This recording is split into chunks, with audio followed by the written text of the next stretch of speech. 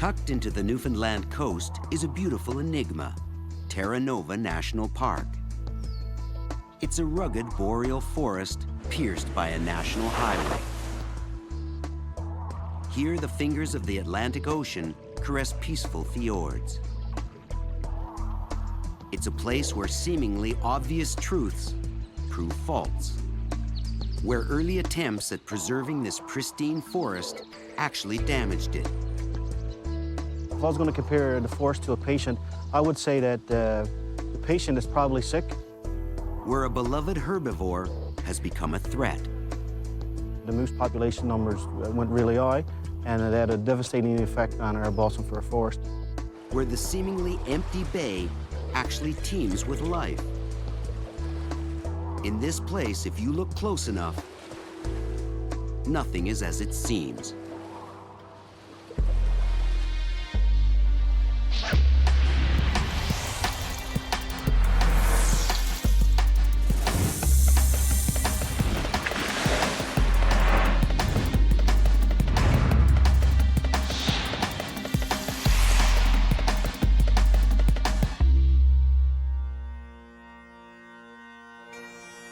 Ten 10,000 years ago, a massive ice shelf began its retreat from coastal Newfoundland. As it left, mountains of ice carved homes for inland streams.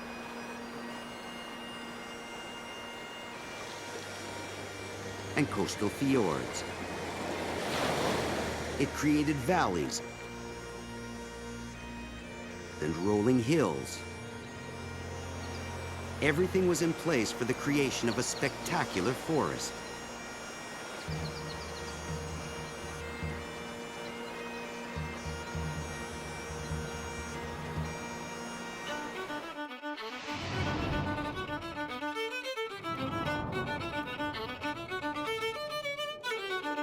In 1957, the federal government claimed this paradise as Newfoundland's first national park. Its 400 square kilometers have been woven into the fabric of East Coast life.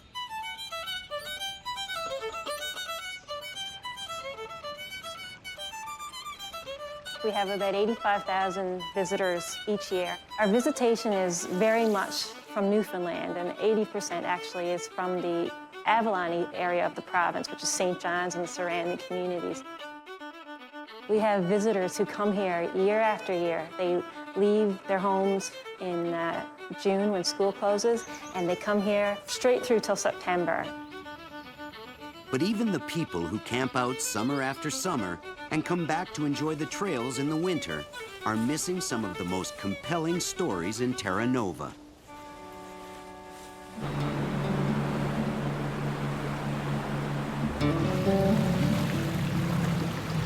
Most people that come to Terra Nova don't see these rugged headlands. They're used to more of the sheltered coves and the calmness of the boreal forest. And really, we're sitting on the edge of another vast wilderness, which is the North Atlantic. So waves are crashing in here and pounding the headlands again and again, and really shape some beautiful landscapes in this part of the park.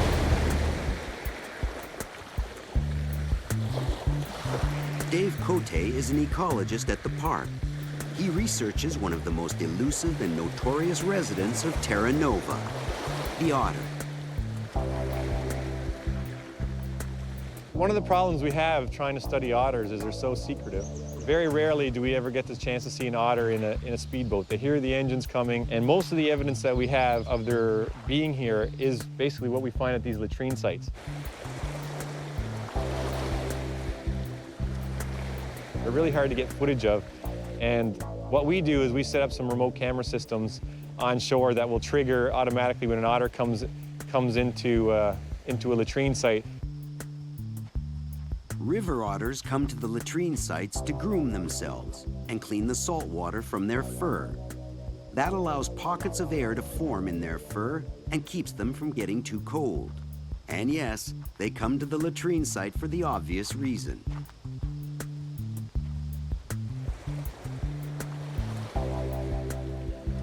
By studying their deposits, Cote is able to address one of the most damaging accusations against the otters. Most people think that otters have a negative effect on fish and fisheries because they eat them. No topic is more sensitive to Newfoundlanders than the plight of fish. And in this province, when you say fish, you mean cod. The once mighty cod fishing industry was shut down in 1992, putting tens of thousands of people out of work, shaking the mindset of the province to its core. However, in this part of Terra Nova, cod are actually starting to make a comeback. And the role river otters play in this comeback is surprising.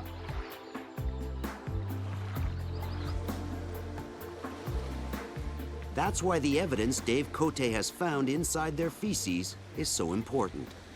This scat is a scat here full of fish bones. You can see that's the dominant prey item for otters. I think about 70 to 80% of their food is usually fish. And in this we have a whole bunch of bones, including scales, like this one here. And the scales can be used for identifying how old the fish is and what species it is. But what we're looking for mostly are little bones like this otolith here, which is an ear bone in the fish. And so when we take these scats back to the lab, we wash them out, and then we sand these down and read them like tree rings, and we can identify the species, the size of the fish, and the age of it. They found that otters do eat cod. In fact, they eat all kinds of fish. They'll eat the biggest fish they can catch. That's good news because the big fish eat young cod. But those big fish are being scared off by the otters. By keeping the bigger fish from the shallows, the otters are actually protecting an extremely important cod nursery. The area behind us that we're working in, we've been here for quite a while, about 15 years now. It's the best studied cod nursery area in the country and in the world, actually. And why it's a unique cod nursery area is mainly because of the presence of eelgrass and the large amounts of eelgrass in the nearshore habitat here. Not only does it supply food supply itself because it's a vascular plant, but it's also a structural feature of the seabed. So as a result of that, we have a lot of protection from predators. Eelgrass tends to exclude the older and larger fish from getting in. So basically it's like a small fish going through a wire fence to escape from something else. What we find is the juvenile cod in this particular habitat are 17,000 times more likely to survive in eelgrass as they are in very adjacent non-eelgrass type habitats. That makes this the perfect place for young cod to grow. It also makes the perfect laboratory for studying a recovering species. One of the best ways to do this is through a process called beach seining. It actually doesn't catch fish at all. The way the beach seine functions is as a herding device. You pull both ends of the seine in, the fish are staying in front of the net trying to get away from this wall coming at them. They actually don't realize that they're in trouble until the seine is pretty close to the beach. And then they try to get back out and they go right into the bag of the seine. What we will often see is anywhere between a couple of dozen fish and as many as 1,500 fish. And it depends on the year, it depends on the time of year, it depends on which year we're dealing with, how well the fish are doing this year. And that's one of the functions of why we're doing it, because it's so variable between years. This is one of these age 0 or young of the year cod. So this was an egg in April or May, and now is several months old. We're now 5 months old. He's typical of the Atlantic cod we get. Very orangey brown in appearance. I better put him back, he's getting annoyed at me.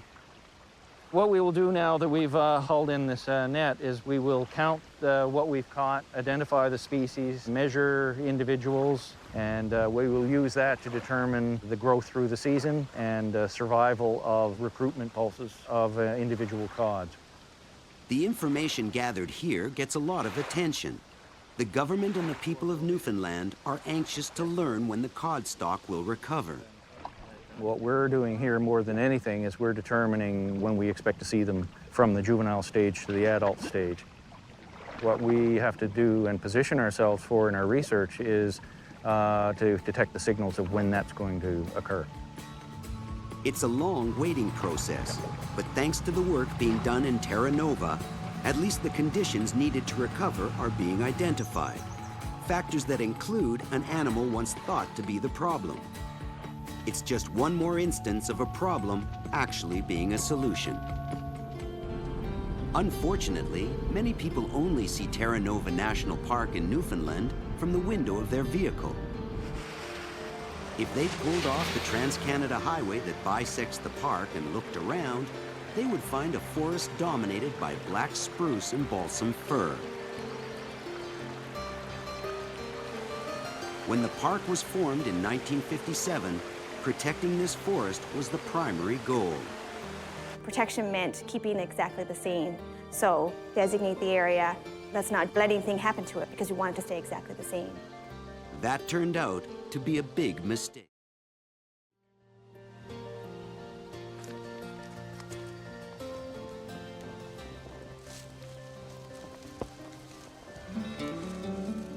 If I was going to compare the forest to a patient, I would say that the patient is probably sick. It needs some attention really soon. If not, the condition of the patient or the forest is going to deteriorate. That's because this patient has been deprived of a bitter medicine: fire. In the past, park management throughout Canada, we did fire suppression. And as a result of doing such a great job with fire suppression, the bulk of the forest in this very old age class that's greater than 100 years old and starting to break up and fall down. The tree suffering the most is the black spruce. Although it seems counterintuitive, this tree needs the destruction caused by fires to survive. Black spruce is a tree that has semi-serotinous cones, and it basically needs fire to help open up the cones and spread the seed out. And as a result, the fire gets rid of the ground vegetation and organic matter, and it produces suitable seed beds. The problem has gone on so long that the undergrowth has been overrun by shrubs that lock up the nutrients in the soil, preventing regeneration. That's why park managers have decided to do something that at first may seem a little odd. They decided to start the fires themselves.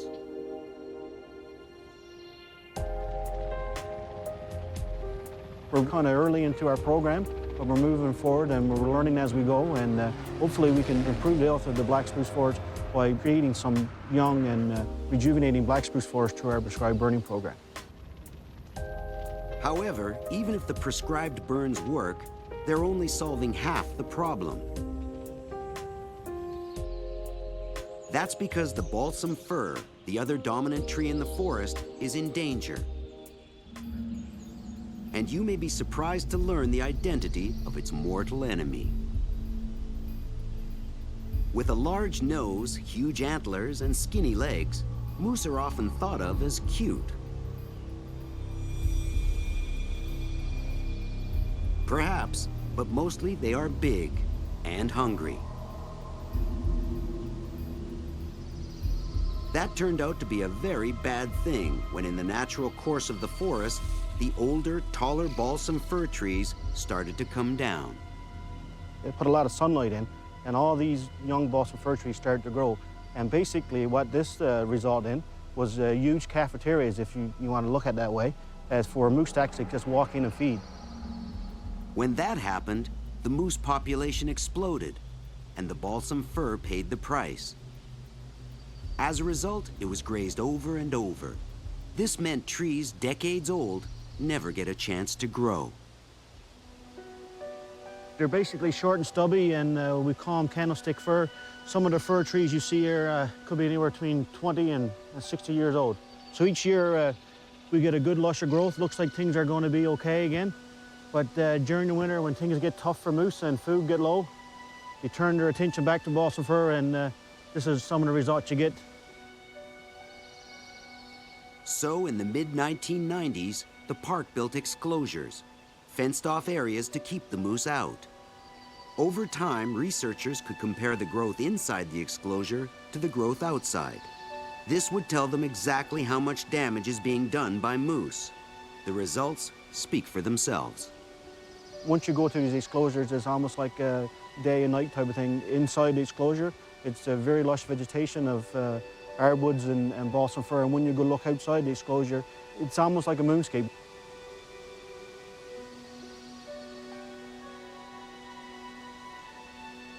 So if we didn't have any moose at all in Terra Nova National Park, this is what you should see.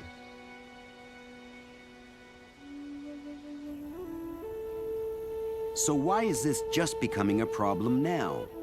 Because moose are relatively new residents here. They were introduced in the early 1900s, just about the time their natural predators, the wolves, were driven out. So with plenty of food and nothing to slow growth, the moose have free rein in the park. All of our groups and our stakeholders and our partners agree, and they say to us, you know, Parks Canada, you do have a problem with moose. As a result, you know, we're looking at ways to decrease the effects of moose. However, messing with any species here is delicate because there are so few types of animals here to begin with.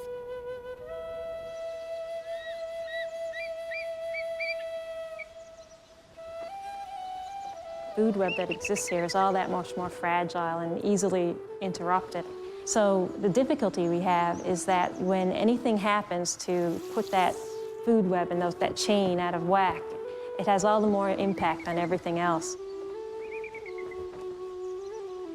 Great lengths are being taken to protect any native species.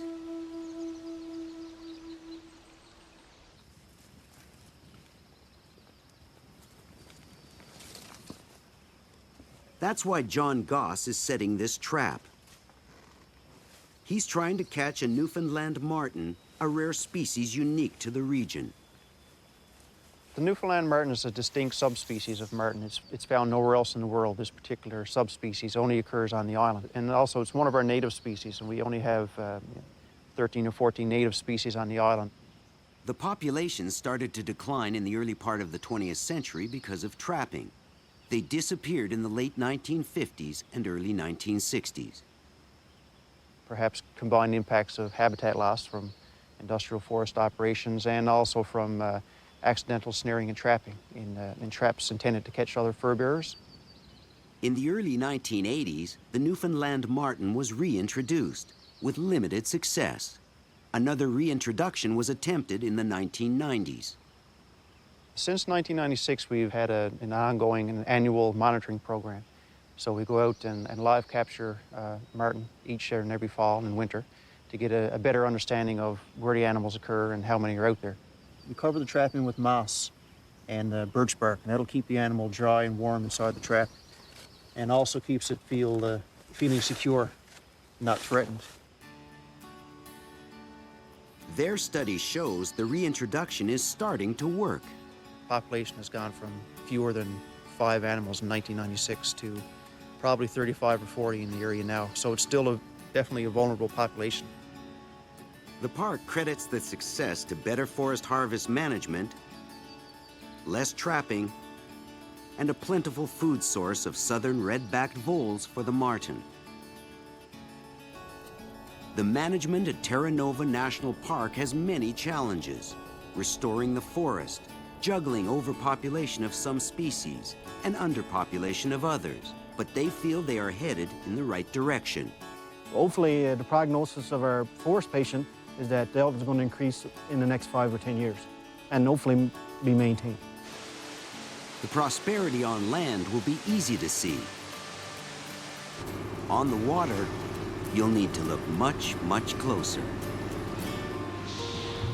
This is Terra Nova National Park in Newfoundland, where rugged mountains tail off into the Atlantic Ocean. It is 400 square kilometers of contradiction, where the obvious never seems to hold true.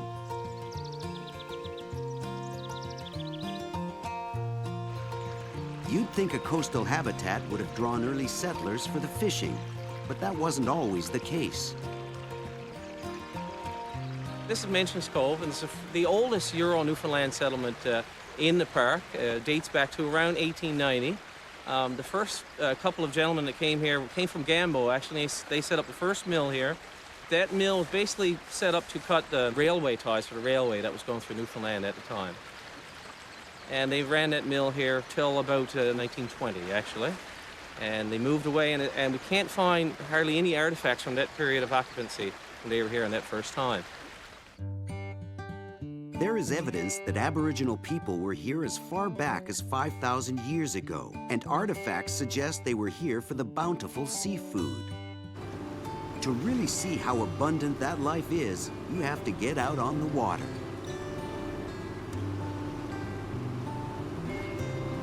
Well, we've just left the visitor center, and here it is in October, and a lot of people might think there's not much to see in Terra Nova Park, but that's not true. What we're going to do is we're going to use our plankton net, and we're going to take it out, and we'll do a horizontal tow just under the surface, because there's been some, lately there's been a bloom of what are called copepods, which are little planktonic animals called zooplankton. And a lot of the smaller fish feed on them, as well as species like capelin and mackerel and herring.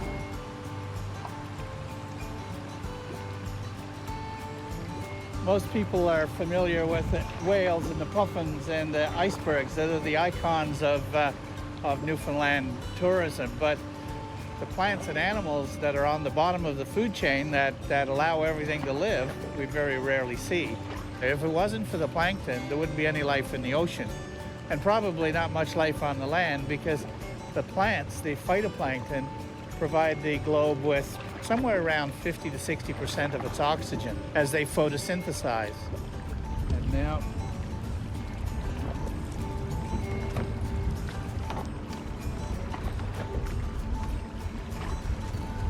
and pour a sample in here. So you can see that every little brown dot there is a living animal. It's one of the a species of zooplankton. So what we'll do is take this and have a look at it under the microscope and see them up close and personal.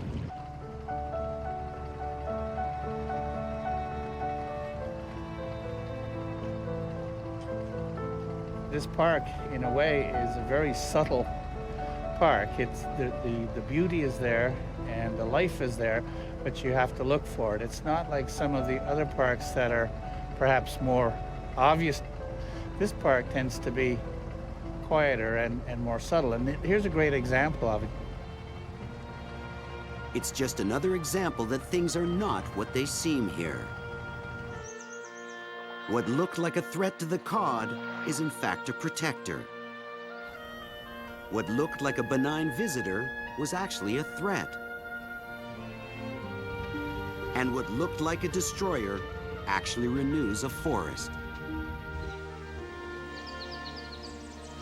It's all part of the beautiful enigma that is Terra Nova National Park.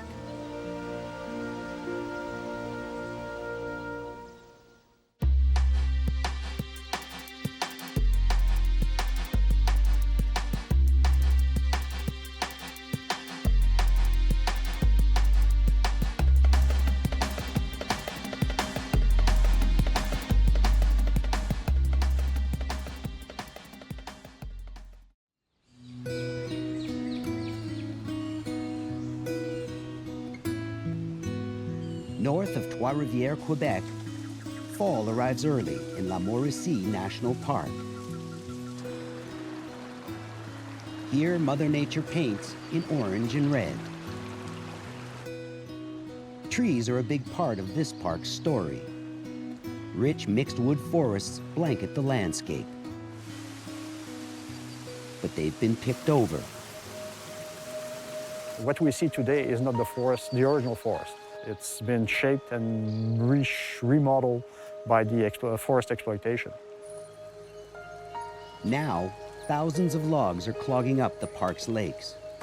Our lakes and streams have been very much destroyed through the logging activities. And what was left has grown wild and is now a danger to the park itself. Forests may come and go in La Morrissey National Park, but the animals that depend on them do not.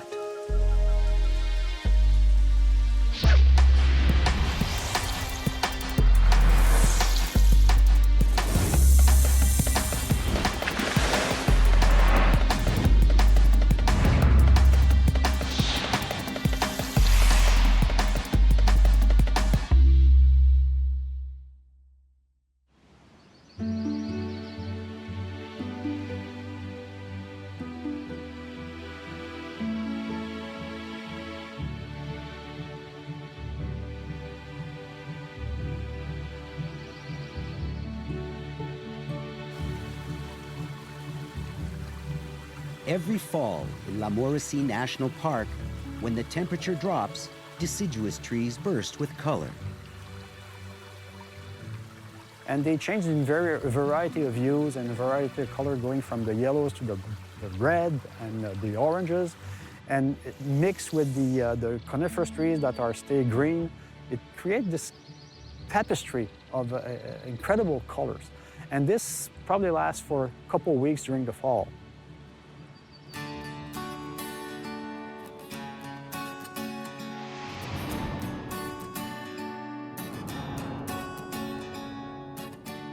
The park holds more than 500 square kilometers of rolling Canadian Shield landscape, just a few hours' drive northeast of Montreal.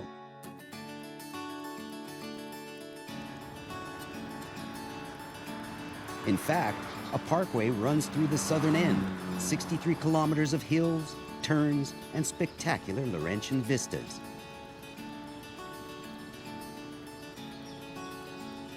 Cyclists love these roads, and today more cyclists than ever know about Morrissey National Park thanks to this woman. I was the only one who knew about this gorgeous place, you know, when I was on the national team. So I said one day I would do something here. It's so beautiful that I want to share it with the world. So it was on my bike. A few years ago, Marie-Josée teamed up with the park to launch a yearly event called Défi Vélomob. What started 3 years ago with 700 participants now has to be capped at 1,500.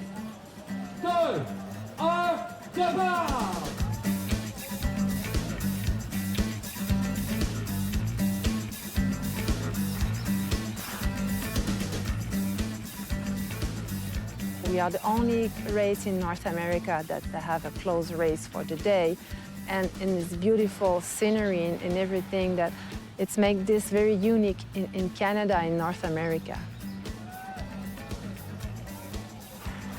The parkway is shut down for 7 hours, giving people lots of time to make it to one end and back again. That's 53 kilometers with 42 hills each way.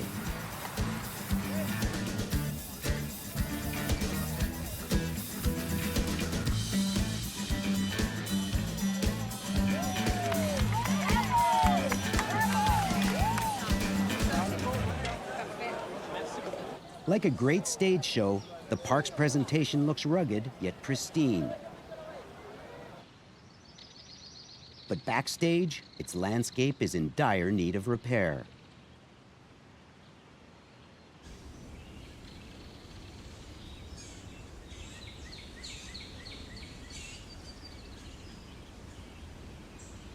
For thousands of years since the last ice age, these mixed wood forests grew largely undisturbed. White pines dominated these forests. But then the Europeans arrived.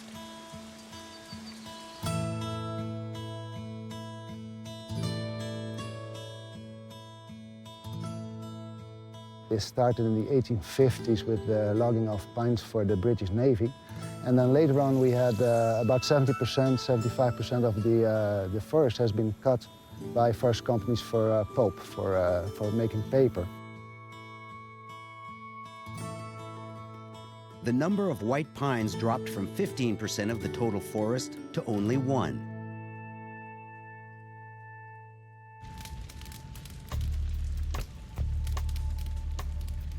The situation was made even more unnatural and dangerous when fires that would normally regenerate a forest were quickly put out.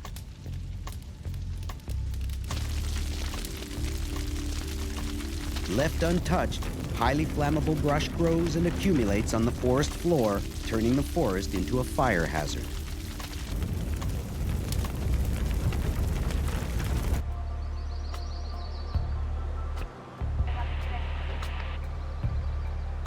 To get rid of that brush and to regenerate the white pine, the park takes the power of fire into its own hands and plans for a burn.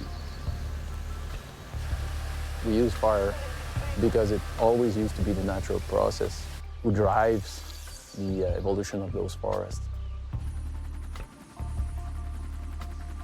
They use rivers, streams, and roads to contain the fire. Around the perimeter, they spray.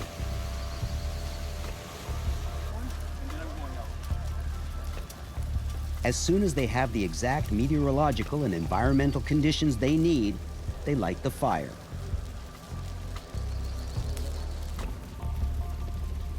The goal is to burn as much fir and birch as possible to give the white pine the space and sunlight they need. The fire will open the canopy, remove competition on the ground, and just create some space for young pines to germinate and grow and survive.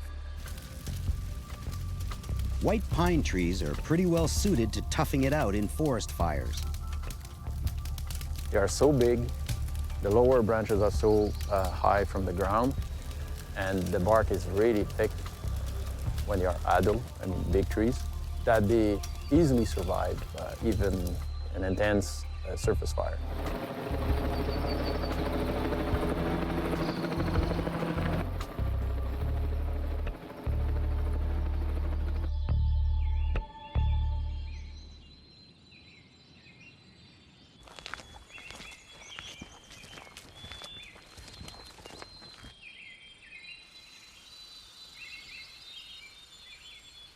So we burned that area last spring, and basically we can see that we remove a lot of the understory, and also we open the canopy, which is really what we're looking to do.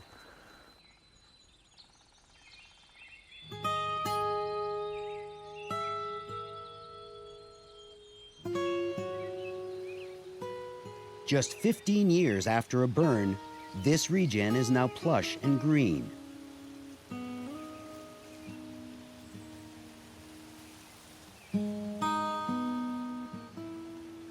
Regenerating the forests is one thing. Restoring the logging damage underwater is an even more monumental task. Fall in Morrissey National Park is typically quiet.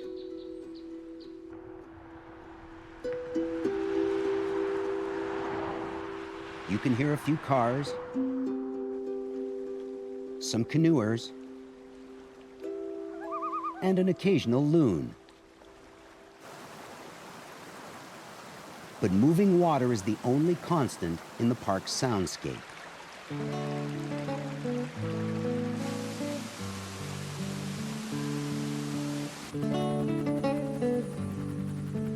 The park's character today is largely the result of the most recent intense ice age. 20,000 years ago, a glacier 20 times taller than any of these hills covered the entire park. Can you imagine the thickness of that piece of ice, the pressure it put on the earth crust, and when it melted, after a while, the earth crust kind of lifted back. So you ended up with kind of a series of lakes that in way back past may have been interconnected, but now, because of the effect of the earth crust lifting, kind of separated into smaller lakes.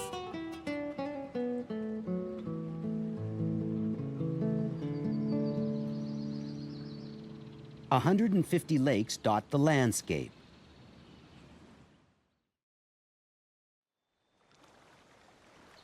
Some are small, bog-like, and tucked away.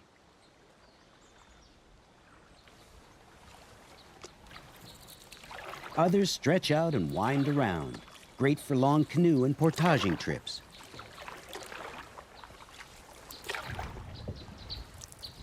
We don't allow any motorboats in this park. So when the canoeist gets on the lake, it's silent. People have been canoeing in these lakes for thousands of years. Along this cliff, underneath a bar protecting it from erosion, you can see evidence of that human history. Well, what is really interesting here is that we have petroglyphs. And these petroglyphs have been made by First Nations.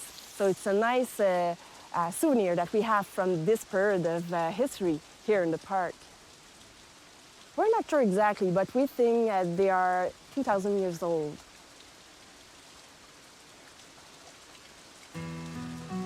Why the petroglyphs are here is still a big mystery.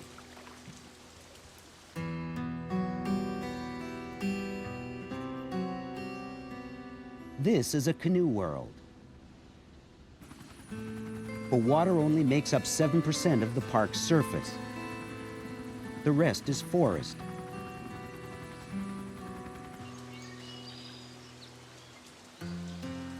The two environments worked hand in hand when the area was actively logged. The effect of that activity can still be felt underwater.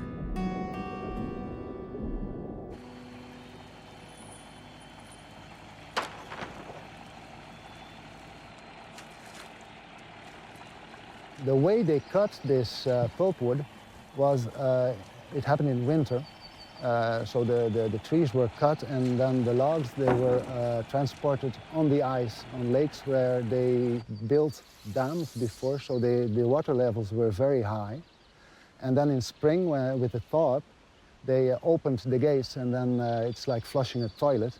All the wood and all the water, they just thundered down the streams to the bigger rivers, like the St. Maurice rivers, and then they were transported to the paper mills. The process worked, but not all of the logs made it out of the lakes. Of those dams, we still have about 20 of them within the park, and they maintain artificially high the water levels of the park, which has a big impact on erosion, because the water line is most of the time near the forest floor, so trees fall into the lakes.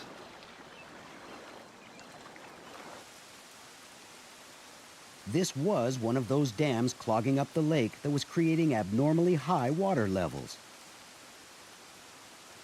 When they got rid of most of the wood in the dam, lake water levels dropped 50 to 60 centimeters.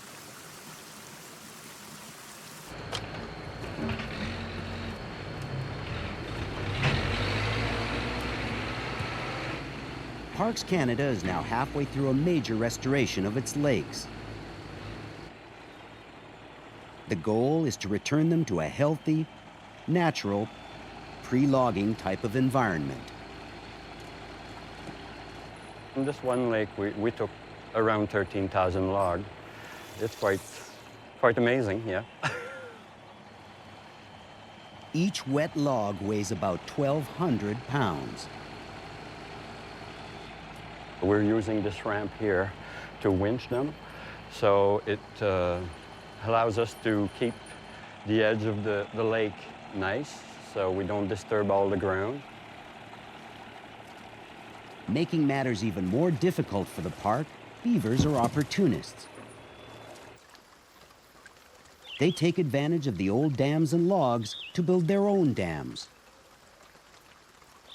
What happens if beavers dam a lake, especially the smaller lakes, often you get a much higher productivity and lower oxygen levels, which means that you often have winter kill.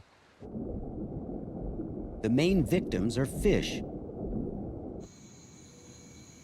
And for the park's many animal inhabitants, living in a healthy and safe environment really is a matter of survival.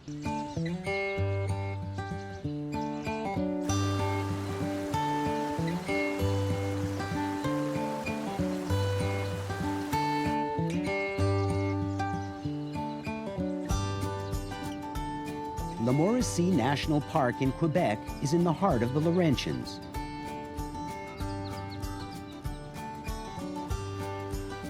Tourists flocked to this area well before it became a national park in 1970. These fishing and gaming lodges used to belong to private clubs where rich Canadians and Americans would vacation. Those fish and game clubs, in order to improve hunting and fishing opportunities for the member, they decided to stock with exotic fish species. We have about 20 fish species in the park at this moment, and of those 20, 80% they are introductions. And they compete with our native species, which is mainly the brook trout. Today's fish population is far from what had evolved in these lakes for thousands of years. So Parks Canada is cleaning up the lakes, removing competing species, breeding the trout, and reintroducing them again. We hope to get back to what was a natural state in this park, where the brook trout was often the only species present.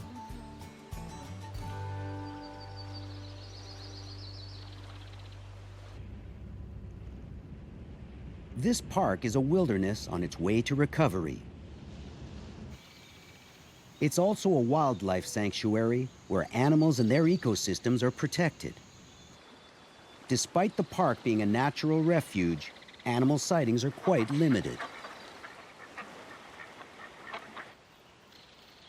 La Morrissey is not a park where you will see easily wildlife. The wildlife is generally well hidden in the forest, and once in a while you have a chance to see a moose or a bear. If you're very lucky, a wolf. Beavers is easier, but it's not really a park for wildlife observation.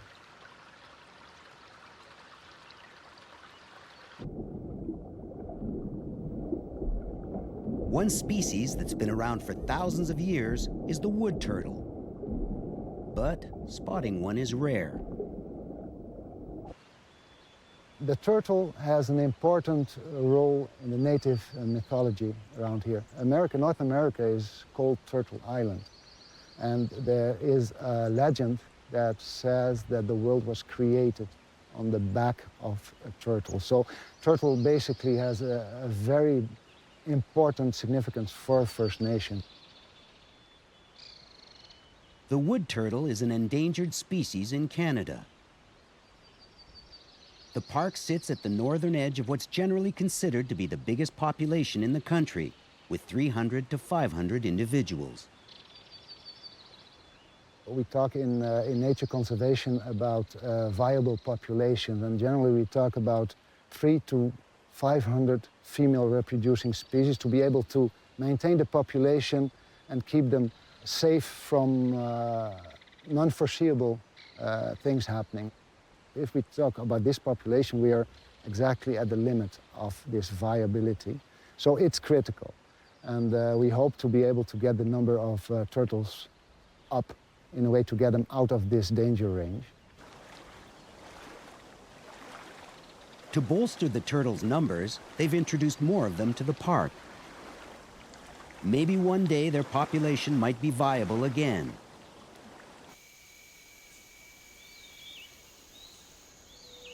But until then, the researchers monitor many of the turtles using a radio tag. Oh, et là, Mario, regarde, juste bas.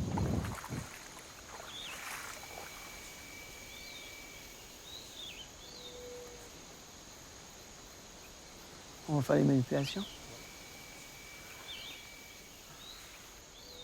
This turtle is a number 402. We follow them since 10 years inside the park. And that's a female. We don't see injuries. She seems in good shape. 1200 grammes,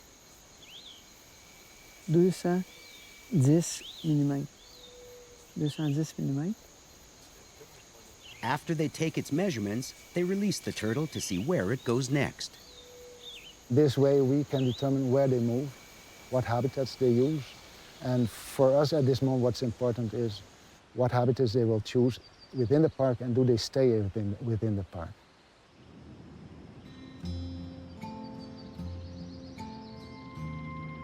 Come fall, it's time for baby turtles to surface.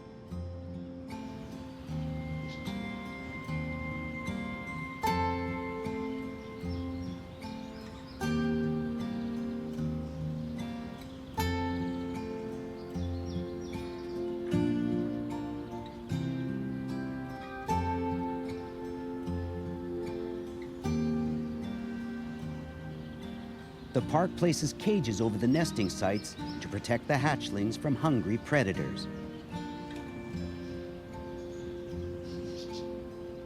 Very few of these hatchlings will even live until the spring.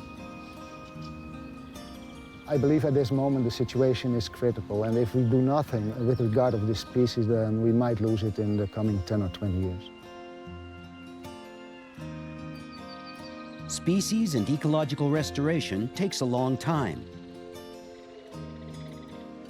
It takes years to restore a species, and decades or even centuries to restore a forest. But it's so long to get resolved that we just decided to start now and do something.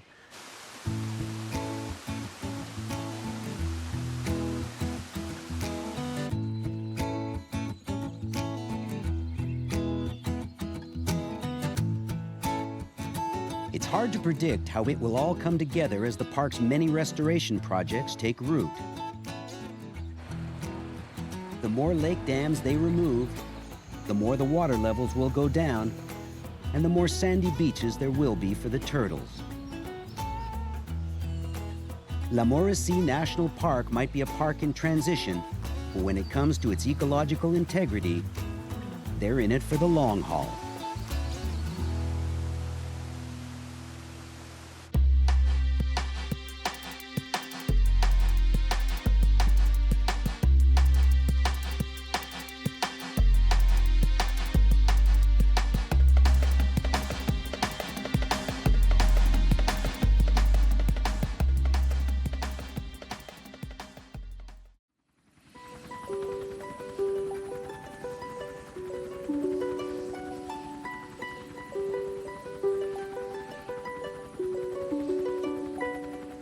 In southern British Columbia, the Gulf Islands stretch out like pebbles in a river. But these idyllic spots are squeezed between three major metropolitan areas.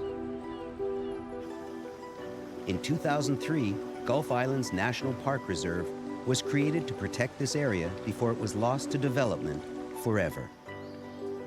You could say we were the $60 million men, $30 million from the province and $30 million from the federal government.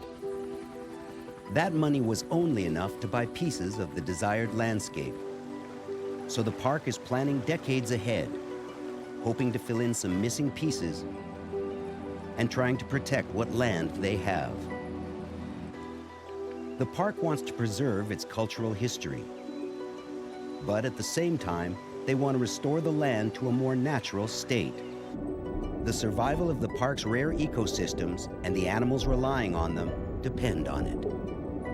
It's just something that if we don't do it now, it'll be gone for all time.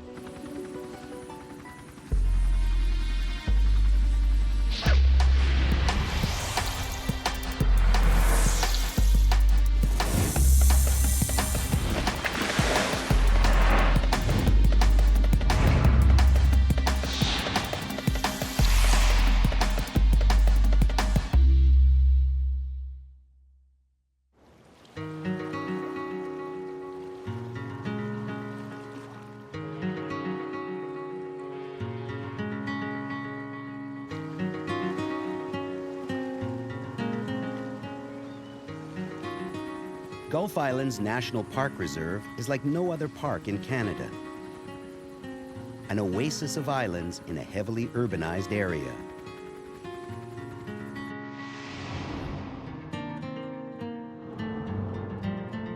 Three major cities surround the park: Seattle, Victoria, and Vancouver.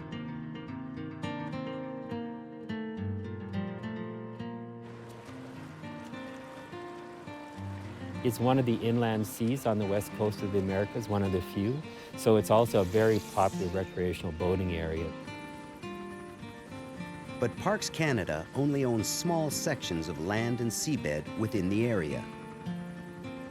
The park is still largely fragmented. We have lands on over 15 different islands and a whole host of small islets also, and the marine components that go with those. So, you know, we're a park that's made up of about 28 square kilometers of land, but it's spread over an area of 700 square kilometers, which really makes it a huge challenge to manage.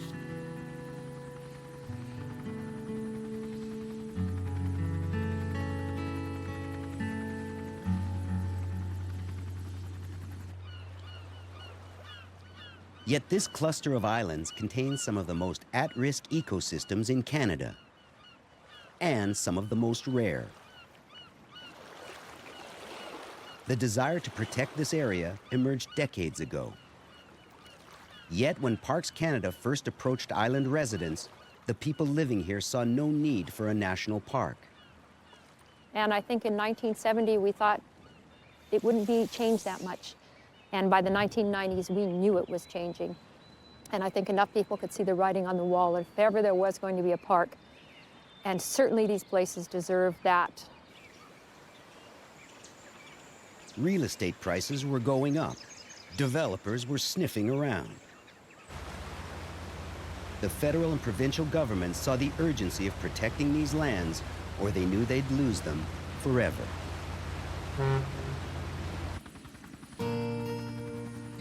So in the late 1990s, with $30 million from the provincial government and $30 million from the federal government, Parks Canada set out again to try to stitch together parcels of land that would make up a new national park. That was our budget. We were given about a 5-year time span to see what we could acquire, and we were not really sure how much or what kind of configuration, because in some cases there was some very desirable properties, and we negotiated for 3-5 years with the individual landowners and trying to come to some agreement as to how that may happen. In the past, the Canadian government did force people to sell their land in order to create national parks. That was no longer our approach. Our approach today was to, if we're buying private land, to do it on a willing seller, willing buyer basis. So that was a fundamental shift. People came forward. BC Parks turned over some of their land. And after assessing the area, Parks Canada approached other landowners as well. I think people who are attracted to own large pieces of land know its value, its intrinsic value, beyond money. Yes, they were paid a fair value, but they could have made it unreachable also. They wanted to leave a legacy.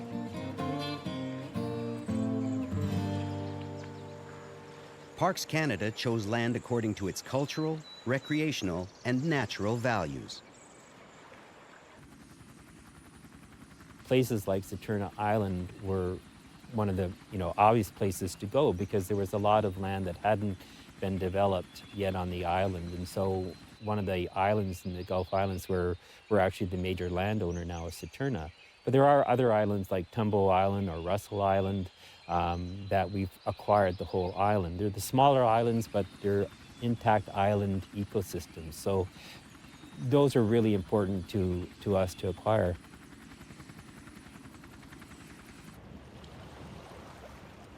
Behind me we have Emery Islet, and this is one of what we call our islets as opposed to islands. They're typically small and don't have very many trees on them, a little bit of shrubby vegetation and grasses.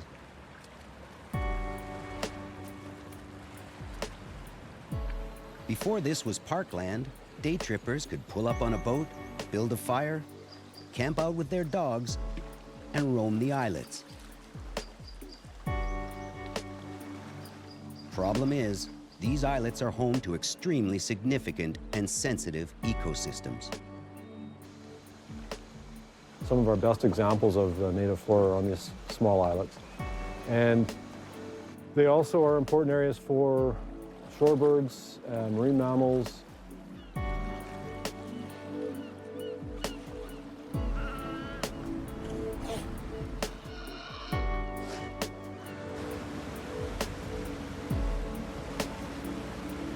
Today, making people aware of their relationship with the environment is a park priority. So during the day, when the seals and sea lions want to rest, they crawl up on the islet and they just, like we would in our bedroom, they just sleep and scratch and roar and things like that. Most of the islets are now off limits to people, but the islands are not. People come by ferry or by boat. If they are boating, the park strongly encourages them to tie up their boats on a buoy rather than anchoring. It helps to preserve important habitats for fish in eelgrass. Most boaters, I think, are familiar with eelgrass because they get it tangled up in their props if they get too close to shore, or You know, when they're pulling up an anchor, they'll say, "What's all this seaweed doing on my anchor?" And what they don't realize is, number one, it's not seaweed, it's a plant. And it's an important plant that plays a very important role in the ecosystem. Many species find refuge and food in the eelgrass, including 50 different kinds of fish. In fact, we view eelgrass meadows as magnets for young fish. And it's because they offer nice three-dimensional structure. Its roots also lock into the earth, protecting the coasts against erosion. And it also provides a buffet for non-marine species at risk, like the blue heron. Eelgrass worldwide are considered a coastal canary. They're sort of telling us about the general health of the coast. So for instance, if we have large eelgrass meadows that are flourishing in an area, we know generally that the coastal health is probably pretty good, that the impacts from the land are probably fairly minimal. The park's only been keeping an eye on the eelgrass for a few years. Unfortunately, compared to other West Coast national parks, the eelgrass here is not doing so well. And what we've learned basically is that the meadows that we find in the Southern Gulf Islands are quite stressed. The underwater ecosystems are in trouble, but the park is getting a handle on it. For a layperson visiting the park, the more obvious damage is on land. Here in Gulf Islands National Park Reserve, traffic is constant. Ferries, boats, and overhead planes. This area between Vancouver Island and mainland British Columbia is buzzing with activity. If you can think European settlement really only started here about 150 years ago, and today we have over 6 million people living in this area.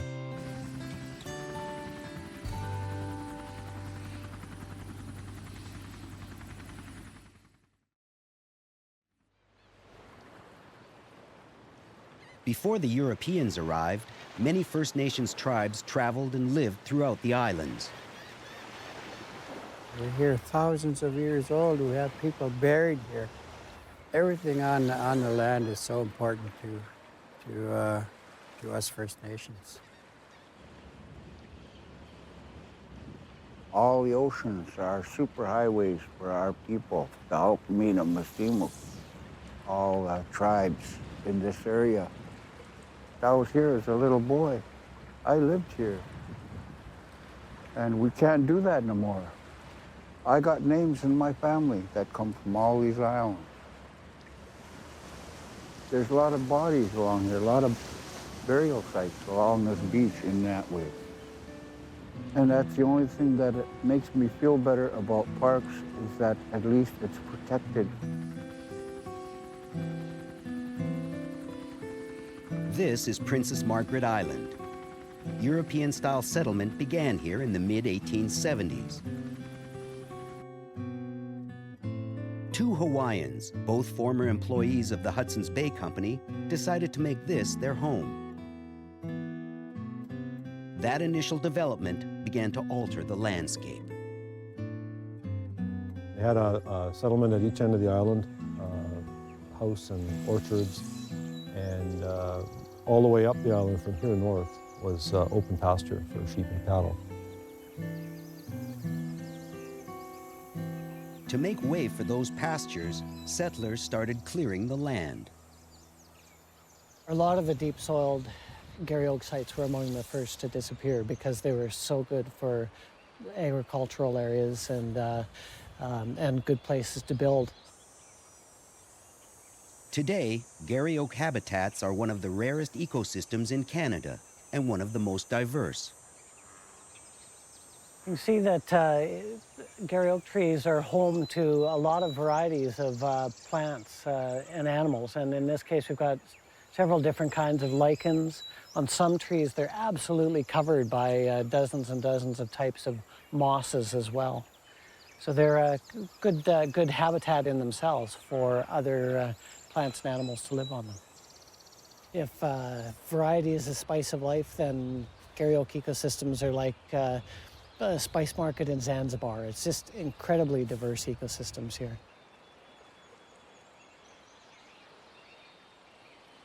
What habitats are left might be diverse, but they're disappearing fast.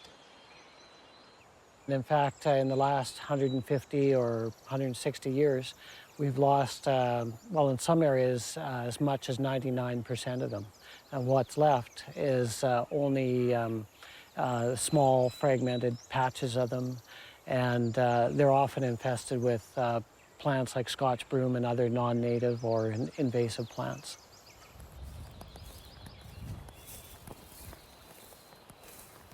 This is Scotch broom here. And all this back in here.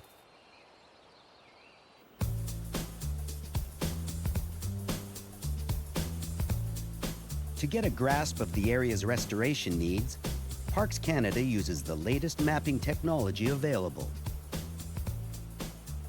Essentially, when you zoom down into the photograph, you can get down to each pixel of the image is about 10 centimeters on the ground. So you can see all the detail of the plant communities and the logs on the beach and the rocks, and it's very, very high detail.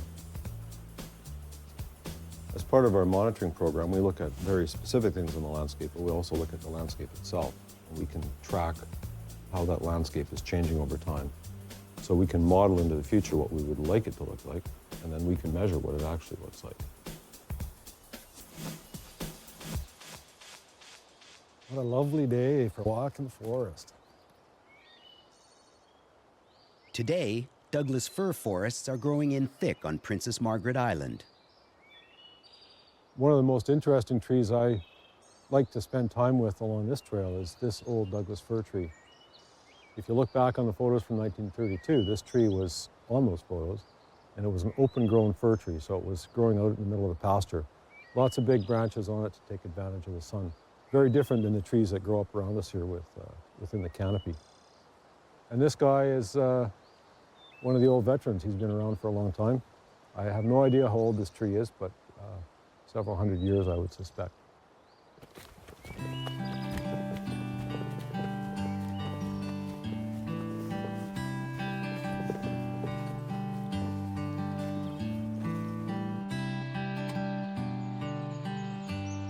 Apple trees were introduced by early settlers, yet work is being done to preserve them. Part of our challenge is restoring natural ecosystems, but we're also trying to retain some of these cultural stories. And these apple trees, they've been here for over 100 years, so they have some heritage value, and actually some of the varieties of apples here are quite rare now.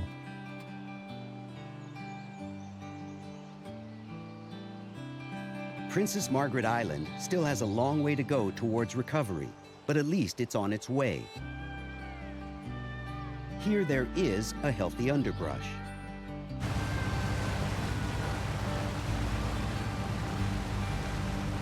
The same can't be said for another island nearby, thanks to some abundant and voracious inhabitants. Gulf Islands National Park Reserve sits on a collection of islands and islets off the west coast of mainland British Columbia. Sydney Island is just one of 15 islands in the national park. Parks Canada owns 1/5 of it, the end near Sydney Spit.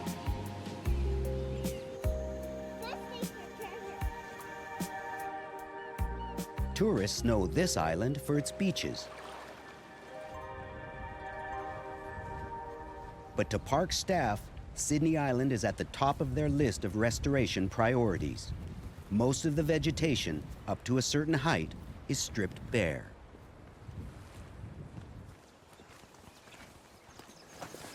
There's 2 adult male fallow deer right there in that little opening, just grazing the hell out of out of Sydney Island.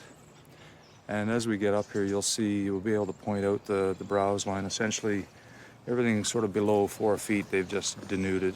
There's nothing left. Without this vegetation and undergrowth, there is no habitat for songbirds and small mammals. The problem began when fallow deer were introduced to the island around the turn of the last century.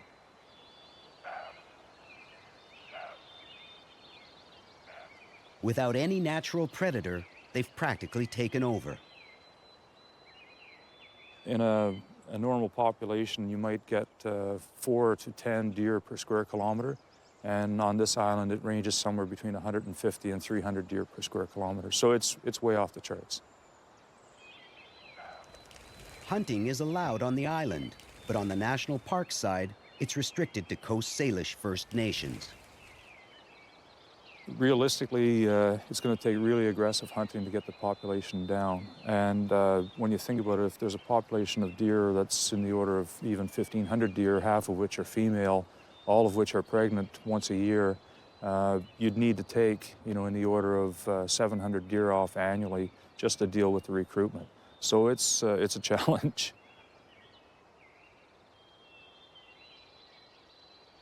Back in the 1980s, when this was a provincial park, BC Parks put up deer exclosures. They wanted to see how bad the damage was outside compared to what it's like inside when deer are kept out.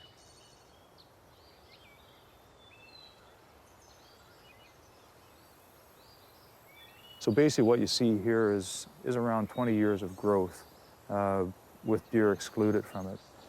And what we're shooting for on this island is to try and restore some balance with lower numbers of deer and restore the vegetation.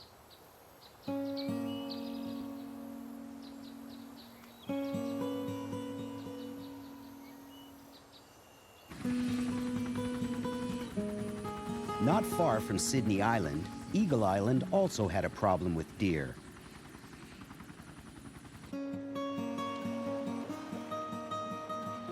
During low tide, the deer walked over to Eagle Island and denuded it, like they had on Sydney Island. About a year and a half ago, the park fenced it off in an attempt to restore its native Garry Oak habitat. With the deer excluded for less than one growing season, native flowers and vegetation are already coming back.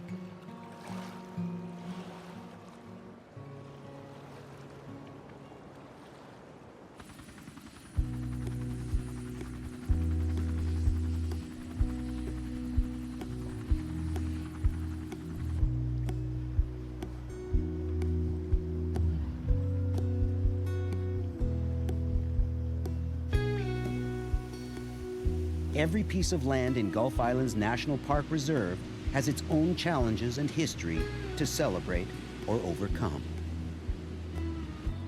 We've tried to capture some of the remaining, the remnant habitats, and basically use that as the core of a national park that hopefully we can restore to more of a semblance of what it would have been like historically, with native biodiversity of songbirds and large mammals and vegetation.